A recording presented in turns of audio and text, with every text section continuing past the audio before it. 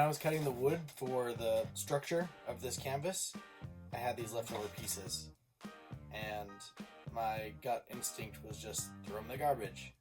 But I looked at them and said, I think they have some life in them. So they've been sitting in a pile in my house for weeks, just back there actually on the floor. Then my 3-year-old found them, got into them, and started messing with them. She made a little area. She's like, this is my pool and this is my fence. So I thought, why not make it official? An actual toy. So got my saw out and started cutting. My next step is to sand them and paint them.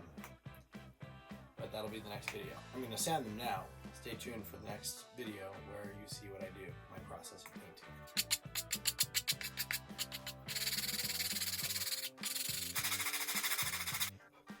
One down, many to go.